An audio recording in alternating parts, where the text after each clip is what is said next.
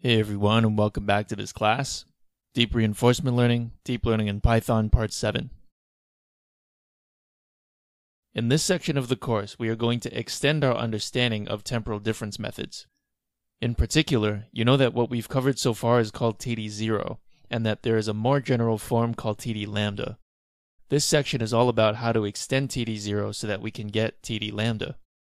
As you'll see, TD lambda gives you a trade-off between one-step learning methods, like TD0, and calculating the full return, like Monte Carlo.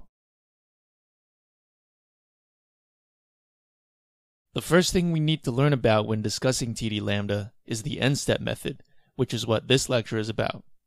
The n-step method works as follows. We know so far that the value function can be described recursively. We also know that we can estimate v by averaging the returns for many different episodes.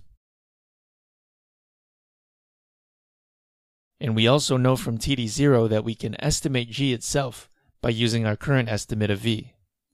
It's worth asking, what is the most accurate thing in this estimate of g? Well, that would have to be the reward r, because it's an actual sample we got from our experiment.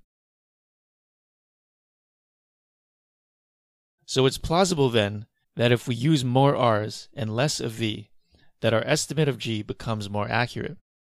For example, instead of taking the first reward and then using v to estimate the rest, we can take the first reward and the reward after that, and then use the next v to estimate the rest. Remember that Monte Carlo is just the extreme of this, where we don't use v at all. Note that we can superscript g to tell us how many r's we're using. So you see how this gives us sort of a discrete transition from TD0 to Monte Carlo. Since Monte Carlo learning means that the agent can only be updated after the episode is over, and TD0 means that the agent can be updated after one step, then using n steps of the actual rewards means you'll have to wait n steps before your agent can be updated, so that you can form the target using the actual rewards you got.